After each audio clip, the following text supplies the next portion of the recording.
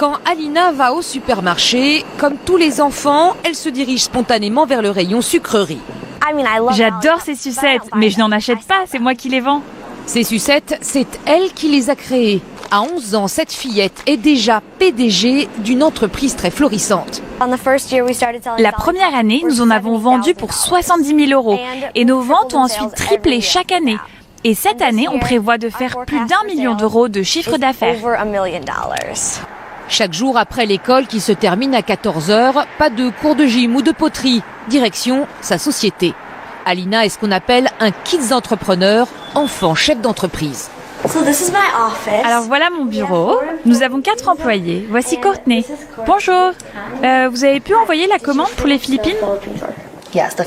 Alina se comporte comme un patron et la secrétaire semble trouver cela naturel. Elle nous dit ce qu'on doit faire, mais pas de façon autoritaire. Elle nous demande de faire ceci, d'envoyer cela et de le faire dans les délais. Comme ça, les clients restent contents.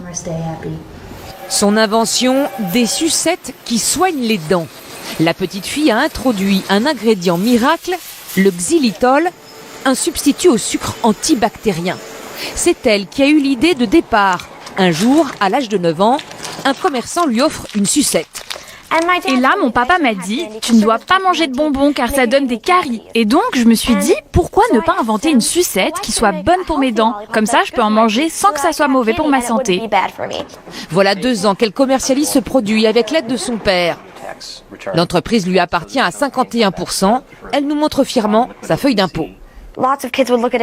Beaucoup d'enfants diraient, oh, c'est juste un papier avec des chiffres dessus. Mais moi, quand je le regarde, je me dis, alors ce sont les revenus, les profits, les pertes, les capitaux. Je l'aide pour tout ce qui est administratif et gestion, parce que ce sont des tâches qu'elle ne peut pas faire toute seule. Cela demande plusieurs années d'expérience. Mais c'est vraiment elle le moteur de l'entreprise. Alina ne compte pas s'arrêter là. Devant elle, des sachets tests en vue de développer des bonbons mous. Aux États-Unis, monter son entreprise est un idéal. Il faut être déterminé à 100%. Pour lancer son entreprise, il faut juste une bonne idée et avoir confiance en soi. Dans ce pays, les enfants patrons sont célébrés partout. Plusieurs émissions de télé-réalité sélectionnent les meilleurs. Même Barack Obama à la Maison-Blanche recevait chaque année les plus innovants. En France, il est quasiment impossible de monter son entreprise avant l'âge de 18 ans. Aux États-Unis, rien ne l'interdit et le commerce s'enseigne dès le plus jeune âge. Dans cette école, on apprend une fois par semaine les fondements du capitalisme à des élèves de 10 ans. Où vont les bénéfices ? Dans l'entreprise. Oui, ou alors dans la poche. 49 centimes de ce billet d'$1, c'est le coût de votre biscuit. Et il reste 51 centimes de bénéfices. Chaque enfant doit monter un business et le présenter à ses camarades. Kiss veut lui vendre des chaussettes.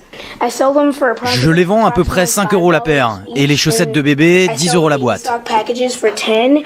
Ici, les enfants sont encouragés à être ambitieux. Je veux en vendre partout dans le monde. Et même, pourquoi pas, faire des pubs à la télé. Je veux être chef d'entreprise parce que j'aime être indépendante. Aux États-Unis, la réussite fait partie du rêve américain. L'argent n'est pas tabou et les enfants qui s'enrichissent sont des stars que tout le monde applaudit.